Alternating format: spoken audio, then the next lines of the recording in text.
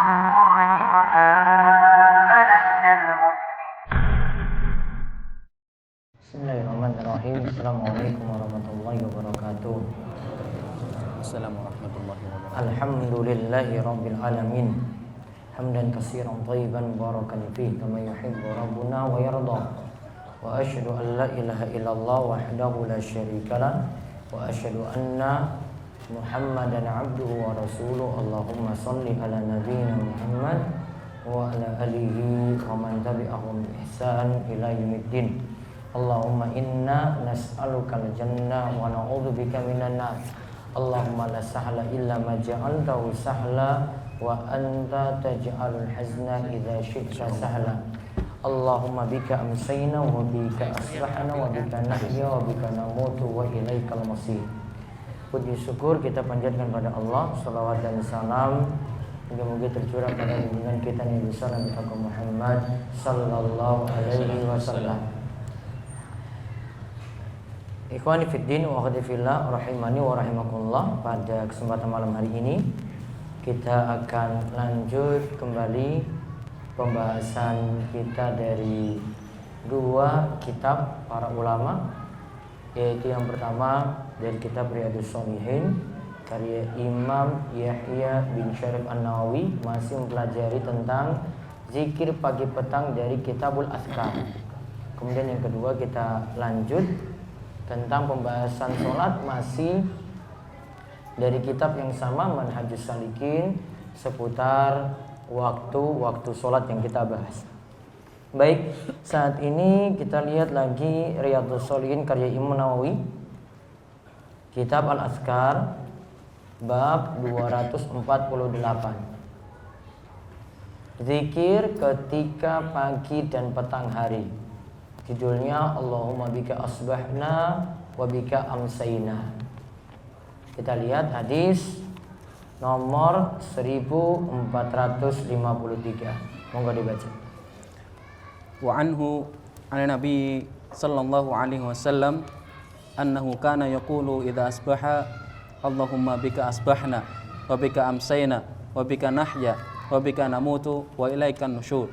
Wa idza amsa qala Allahumma bika amsayna wa bika nahya wa bika namutu wa ilaikan nusyur. Rawahu Abu Dawud wa Tirmidzi wa qala haditsun hasan.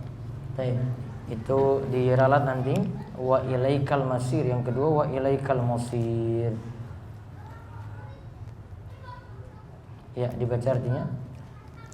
Dari Abu Hurairah radhiyallahu anhu dari Nabi sallallahu alaihi wasallam bahwa beliau ketika pagi hari mengucapkan Allahumma bika asbahna wa bika amsayna wa bika nahya wa bika namutu wa ilaikan nusyur.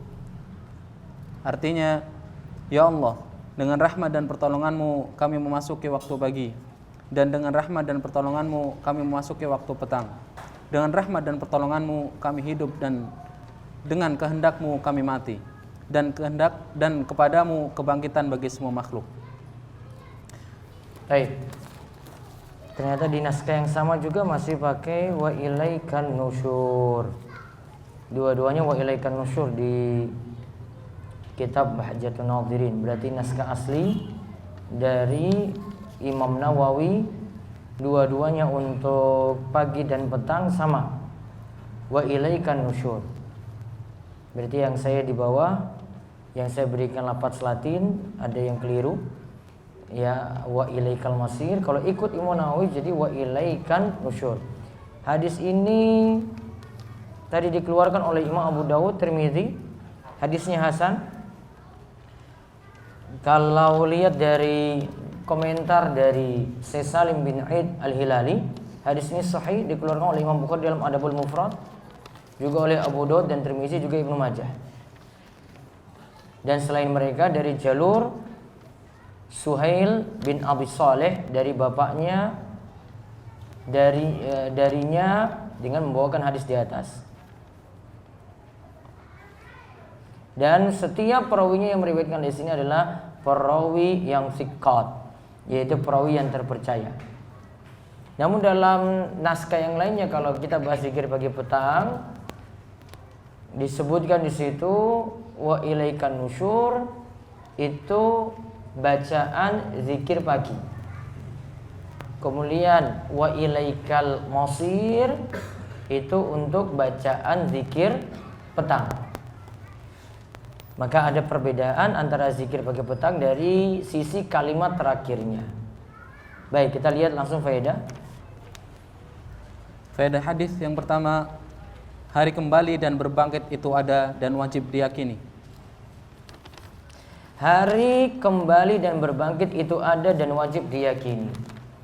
Dan inilah yang jadi dasar kita sebagai seorang muslim bisa beramal dengan baik kalau berawal dari keimanan yang benar tentang hari kiamat.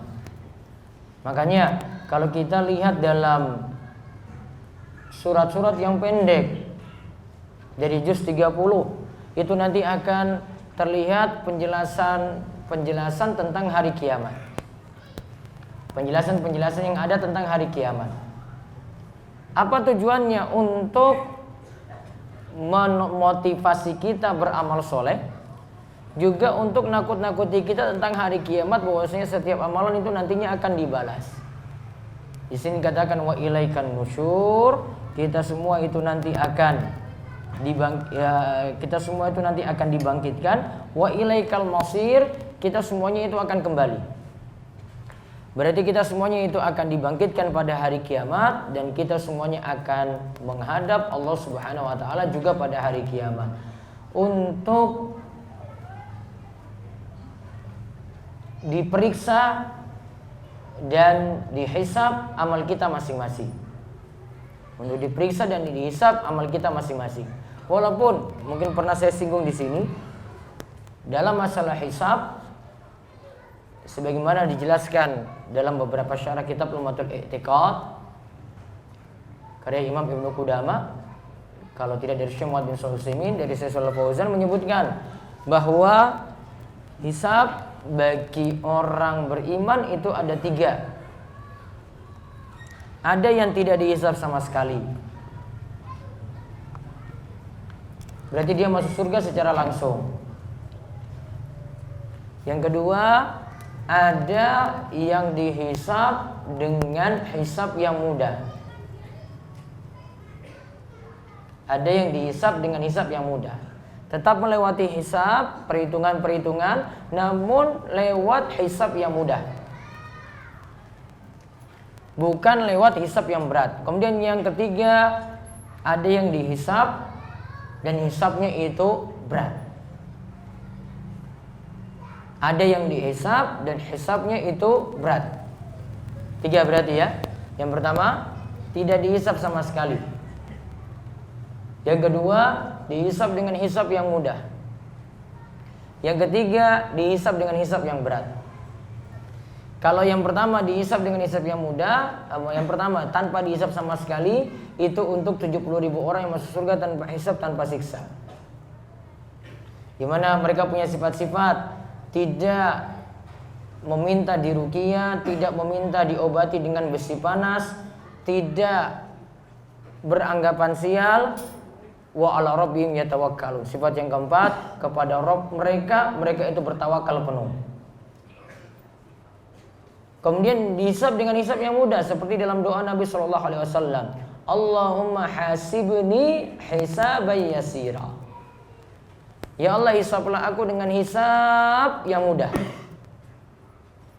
Ya Allah, hisablah aku dengan hisab yang mudah.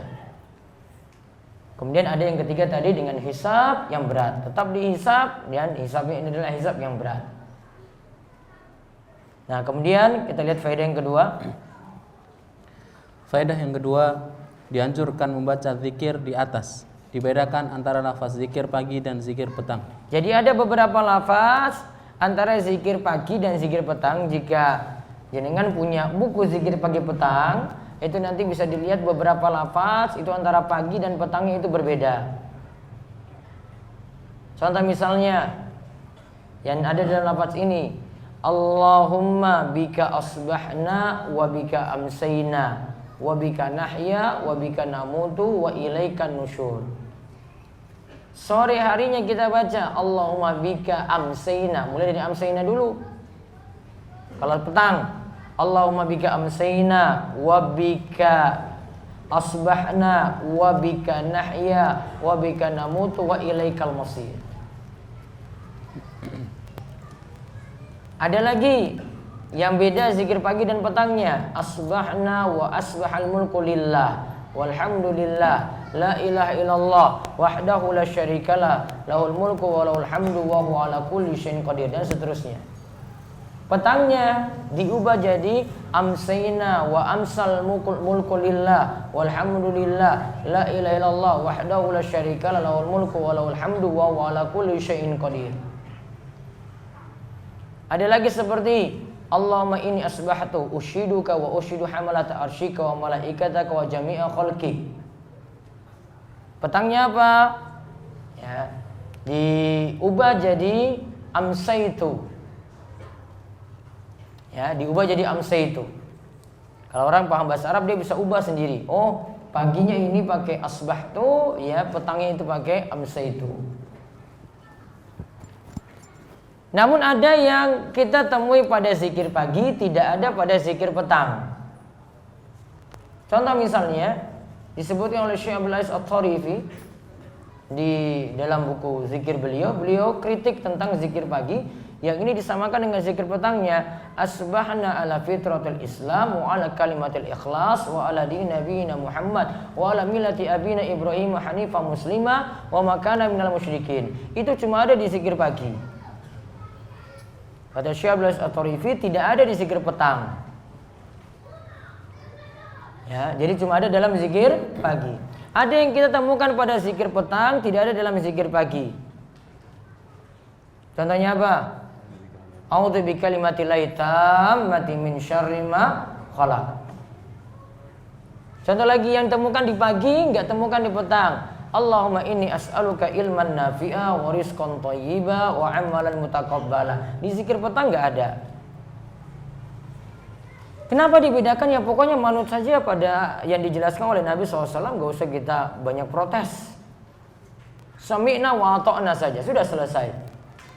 Enggak usah banyak ngeyelan kalau dengan hadis-hadis. Enggak usah banyak, wah kok bisa berubah kayak gitu, wah saya pengen sama saja semuanya. Oh enggak bisa. Ini masalah ibadah, kita nggak bisa ngatur-ngatur sendiri. Kalau semuanya perlu ngatur-ngatur sendiri, ya sudah, bebas semuanya diatur sendiri. Sholat ya diatur, zikir dia buat sendiri, ya zikir pagi petang ya sudah terserah dia. Nggak tahu dia buat syariat itu dapat wahyu dari siapa. Padahal syariat harus dengan apa? Wahyu. Wa ma yantiqu anil hawa in huwa illa wahyu yuha.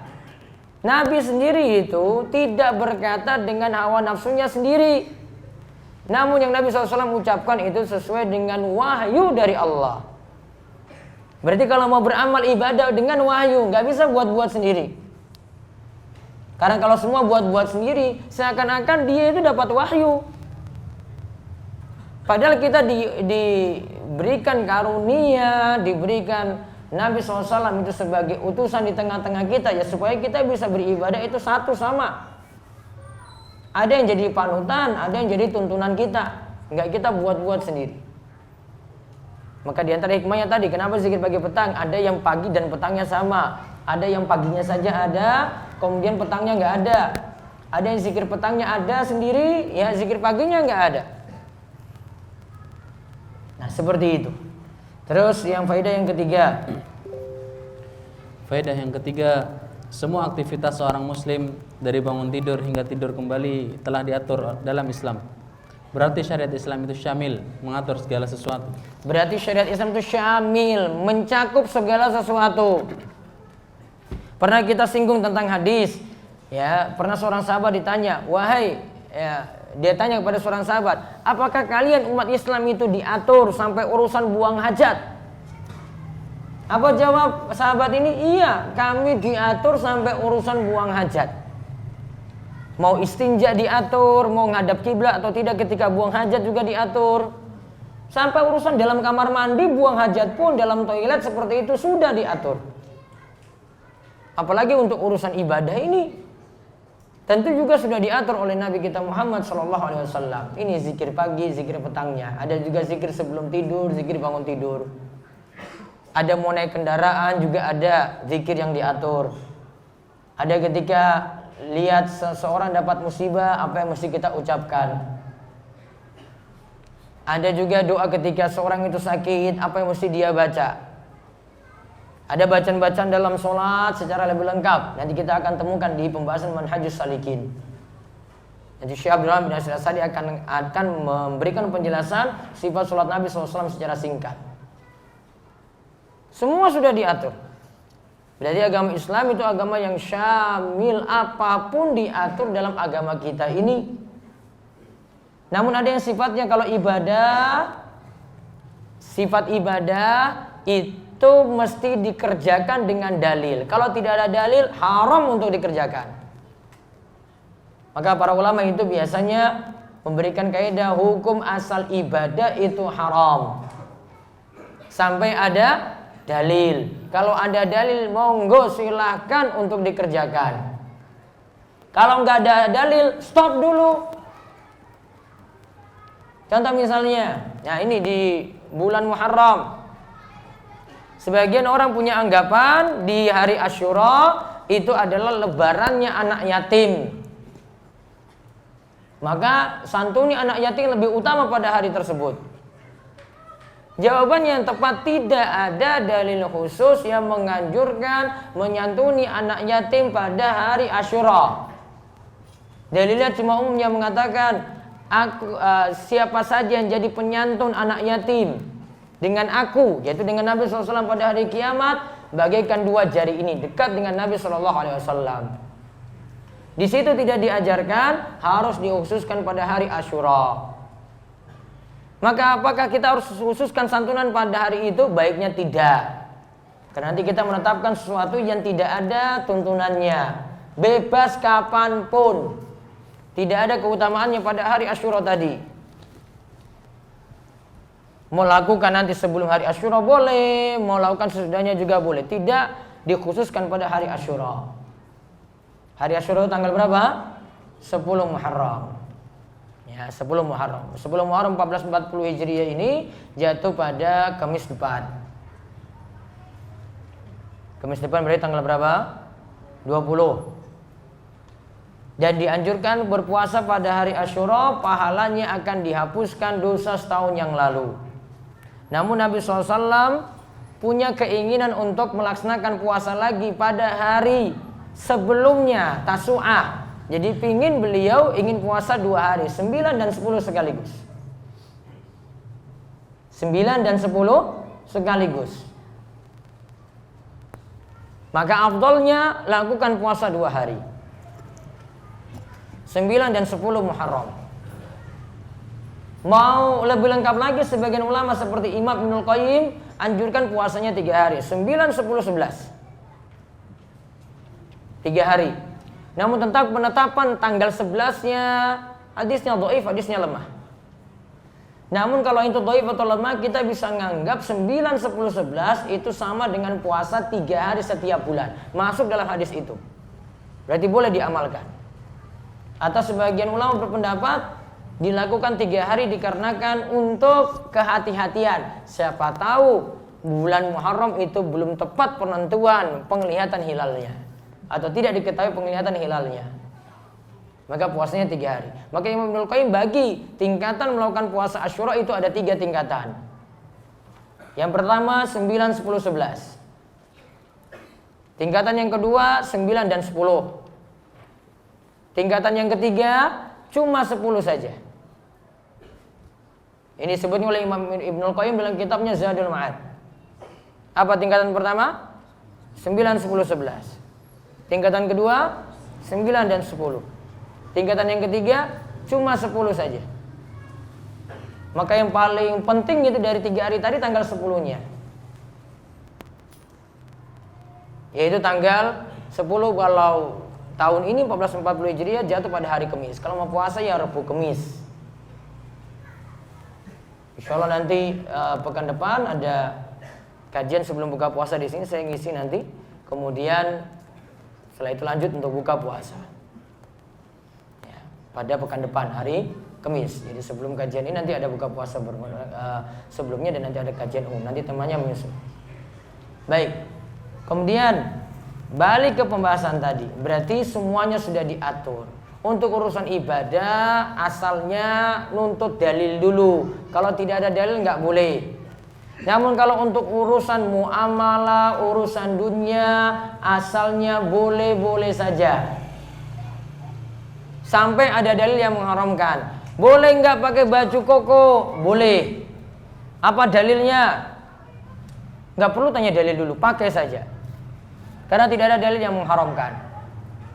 Boleh nggak pakai pecis warna hitam? Boleh-boleh saja.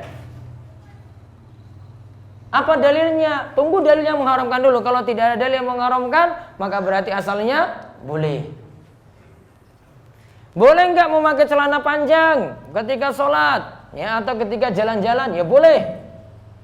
Apa dalilnya? Nggak ada dalil yang melarang, maka asalnya boleh untuk dipakai sampai ada dalil yang mengharamkan. Pernah ketemu dalil yang mengharamkan pakai celana panjang? Pernah? Belum pernah? Kalau belum pernah berarti kembali ke hukum asal. Ya, kembali ke hukum asal. Maka hukum asal ini jadikan patokan. Itu kalau urusan ibadah asalnya haram. Kalau urusan dunia, muamalah, berpakaian misalnya, hukum asalnya boleh-boleh saja. Itu untuk urusan semacam itu. Wallahu alam, itu 3 faedah dari hadis tadi.